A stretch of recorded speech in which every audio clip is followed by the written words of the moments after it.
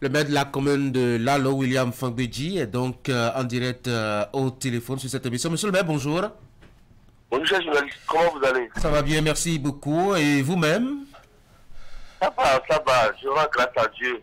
Merci beaucoup d'avoir décroché notre appel ce matin pour évoquer un peu les conditions assez difficiles de vos populations depuis la semaine écoulée. Faut-il le rappeler, monsieur le maire, les eaux du fleuve Koufou sont sorties de leur lit. Quel bilan fait-on aujourd'hui? On a juste appris que 7 arrondissements sur 11 ont été inondés. Oui, pour le moment, d'abord, nous remercions Dieu pour n'avoir pas assisté de bêtes en vie humaine. Parce que cet événement malheureux, du fait que le fleuve Koufou est sorti de son lit, c'était dans la journée.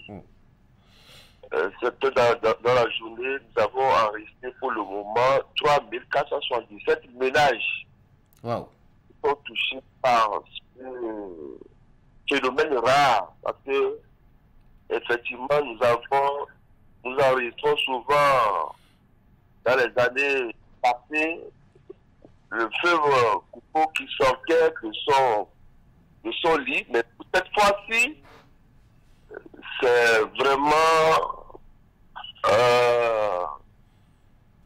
incommensurable. On ne sait pas comment, parce que pour la peine, on comprend que ça c'est dû vraiment au changement climatique, parce que c'est la première fois. Et à quelle vitesse encore l'eau est sortie de son lit?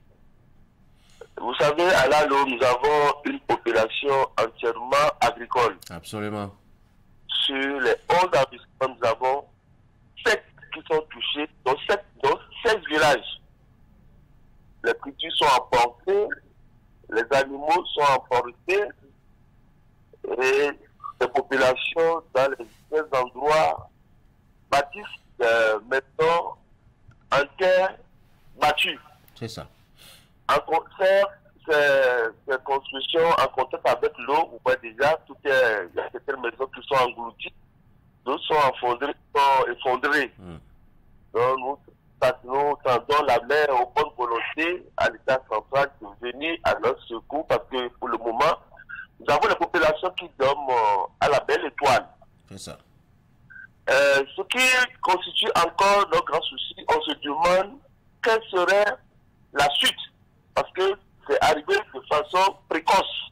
Oui. Cette pluie-là, alors que nous attendons les grandes pluies. Oui. Est-ce que ce même fleuve va revenir encore? On ne sait pas. Les populations, pour le moment, se sont déplacées. On les a mis dans les écoles publiques. Heureusement que nous sommes en vacances. Oui. Et dites-vous qu'il faut vraiment accompagner ces populations parce que voilà que nous sommes en train de commencer les récoltes des premières pluies. Et tous ces récoltes sont partis. Maintenant, où dormir? Donc, nous demandons qu'on nous aide avec des moustières, des nattes, des tentes, et surtout les vivres. Mais monsieur le maire, oui, monsieur le maire, après tous ces besoins, si on ne va pas vite au secours de ces populations, vous imaginez encore. Parce que c'est d'abord un coup psychologiquement. Donc, ces apports apporteront genre un soutien émotionnel. Ok, nous sommes disponibles à toute personne de bonne volonté, à l'État central, aux institutions, aux partenaires techniques et financiers qui ne cessent de nous appeler. Nous avons déjà Médecins sans frontières, nous avons la Croix-Rouge aussi, et on attend les autres. D'accord. Mais monsieur le maire, on a l'impression que les populations ont été surprises, mais aussi et surtout que les autorités ont été surprises aussi. Est-ce qu'on n'a pas vu venir le danger? Est-ce qu'il n'y a pas un système d'alerte précoce, pour déjà prévenir les populations du niveau où le fleuve pouvait déborder et atteindre?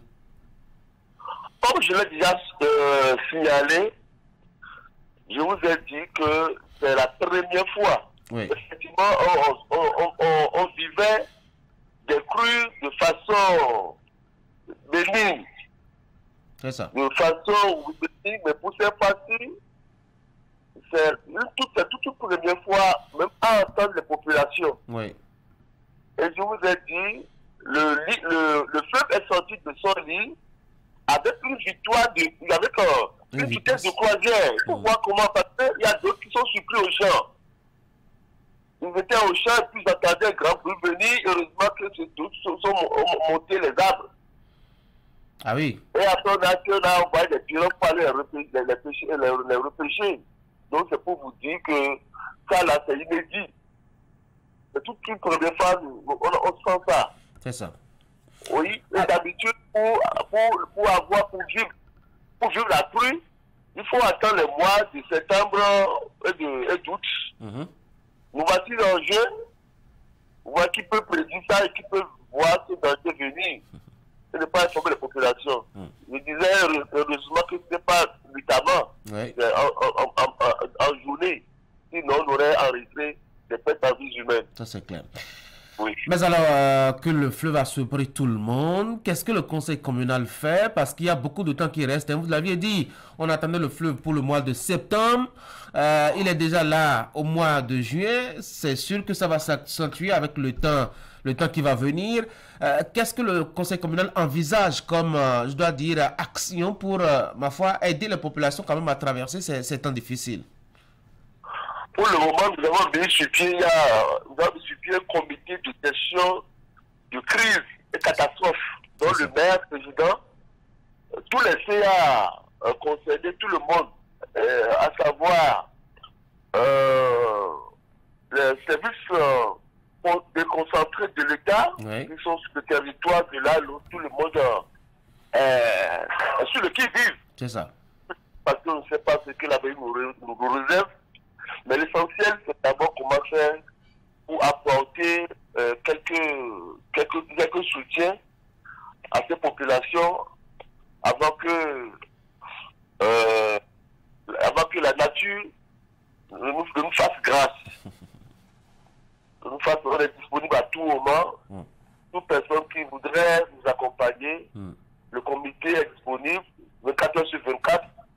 Même la nuit, nous nous déplaçons pour aller voir ces populations afin de compatir, de les écouter. Nous sommes à l'écoute, nous accompagnons. Il y a le centre de santé pour le moment bien équipé avec le personnel afin de voler au secours de ces populations à tout moment, c'est en plein nuit, quel que soit le cri de détresse. C'est ça. Alors, monsieur le maire, je vais vous laisser vaquer à vos occupations ce matin. Un mot pour finir cet entretien. Merci beaucoup. Bonne journée à vous. Merci beaucoup. Merci beaucoup. Bonne journée à vous aussi. Ok, bye bye. Mesdames et messieurs, de retour à Cotonou maintenant. Voici les sports ce matin.